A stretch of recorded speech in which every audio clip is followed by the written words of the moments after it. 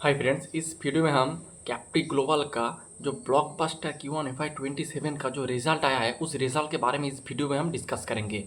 First of all अगर आप इसका बिजनेस मॉडल देखेंगे तो इस बिजनेस मॉडल में अगर आप देखेंगे डाइवर्सिफाइड एनबीएफसी है, लेकिन इसका जो मैक्सिमम जो बुक है वो गोल्ड लोन से आते हैं। और आप सबको पता है जो गोल्ड लोन वाले जो सेगमेंट है वो सेगमेंट बढ़िया कर रहा है। हर एक एनबीएफसी, हर एक बैंक, हर एक जो भी लेंडिंग कंपनी है, हर एक बिजनेस का जो गोल्ड लोन वाला पार्ट जिसका है उसका ग्रोथ रेट 50, 60, 100% के ऊपर से चल रहा है। तो गोल्ड लोन वाले जो सेगमेंट है उसमें मेरे हिसाब से पार्टी चल रहा है। तो यही बात है। और इसका अगर आप देखेंगे almost 48% of their total AUM उसका गोल्ड लोन का बुक है, यानी टोटल बुक का 50% जो है इसका गोल्ड लोन है। और रिमेनिंग जो बुक है उसमें आप देखेंगे इसका MSME है, फिर हाउसिंग फाइनेंस है, फिर आपका जो कंज्यूमर जो आपका कंस्ट्रक्शन फाइनेंस का भी इसका प्रेजेंस है। और उसके साथ ये लोग को लेंडिंग भी करते हैं, यानी ये लोग जो लेंड करते हैं उससे फी इसके आपका इंटरेस्ट इनकम आते हैं। और इसका एक फी इनकम वाला पार्ट भी है जिसे कहते हैं को लेंडिंग। ये आपका गोल्ड का भी को लेंडिंग करते हैं,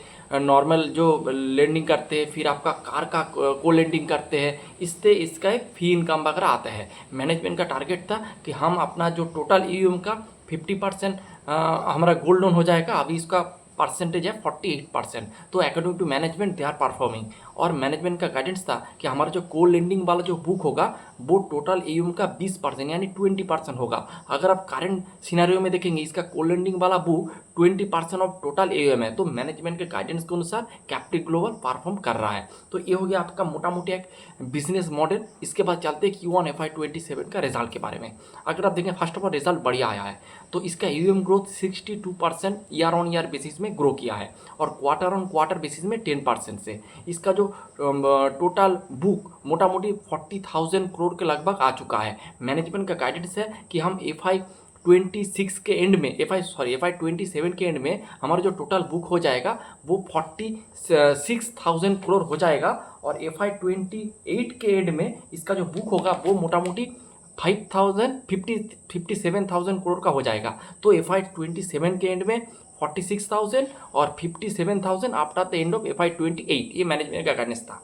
और मैनेजमेंट का गाइडेंस था कि हमारा जो EUM का जो ग्रोथ होगा वो 30% से रेट से कैगर से हम अपना EUM को ग्रो करेंगे। लेकिन ये देखेंगे 60, 70, 80% से अपना EUM को ग्रो करते हैं। उसके साथ इसको इमेंस ऑपरेटिंग लेवरेज भी मिलता है।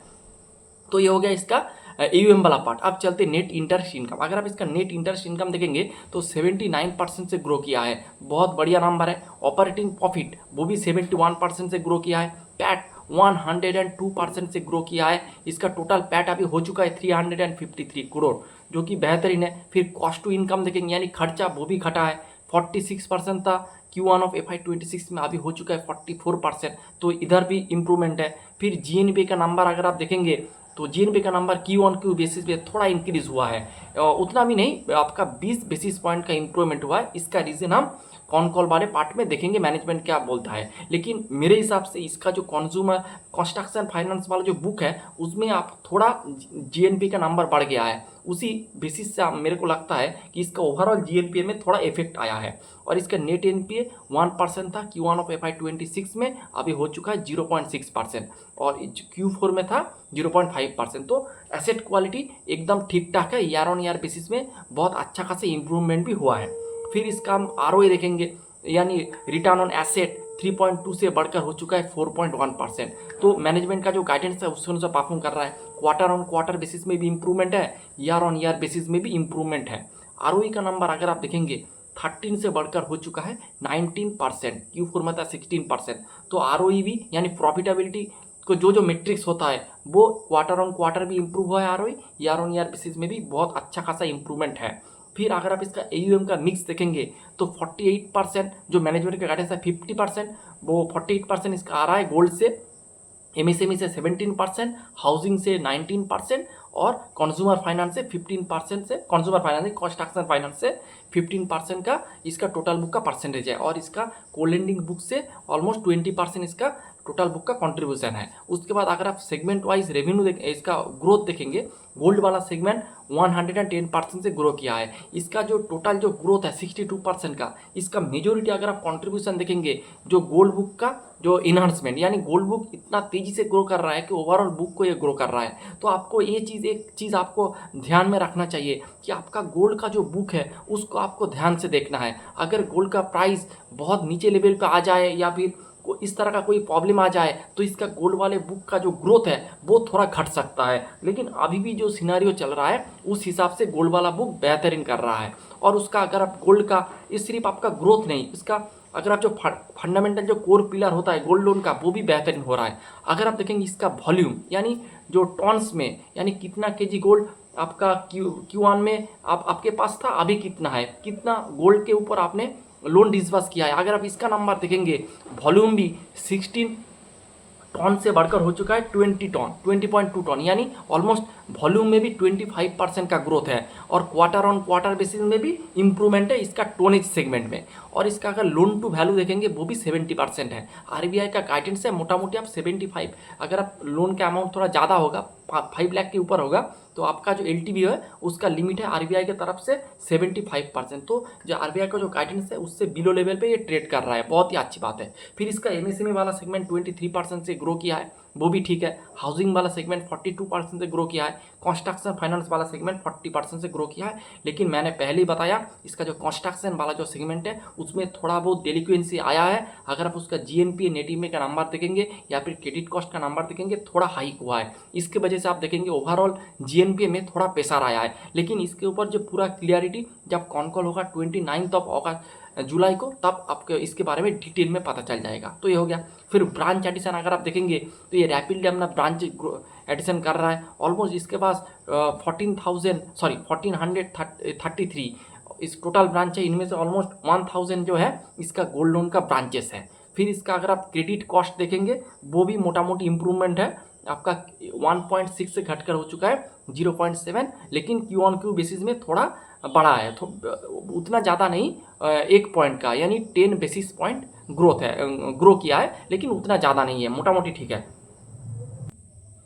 फिर अगर आप इसका यील्ड देखेंगे वो भी इम्प्रूव हुआ है, 16.5 से बढ़कर हो चुका है 17%। कॉस्ट ऑफ बोरिंग भी इम्प्रूव हुआ है। नेट इंटरेस्ट मार्जिन बहुत बढ़िया इंप्रूवमेंट है, 8.9 से बढ़कर हो चुका है 9.7%, तो ये भी इम्प्रूवमेंट है। Q-on-Q बेसिस में भी नीम में इम्प्रूवमेंट है, ईयर ऑन ईयर बेसिस में भी नीम में इम्प्रूवमेंट है। कॉस्ट ऑफ बोरिंग का मैनेजमेंट का गाइडेंस था कि हम 9% इसका कॉस्ट ऑफ बोरिंग रहेगा, अगर आप देखेंगे 9.1% है, जो 9.7% था। तो बहुत बढ़िया दिशा में जा रहा है इसका कॉस्ट ऑफ बोरिंग, यानी फंडिंग वाला जो पार्ट है वो भी बहुत बढ़िया कर रहा है।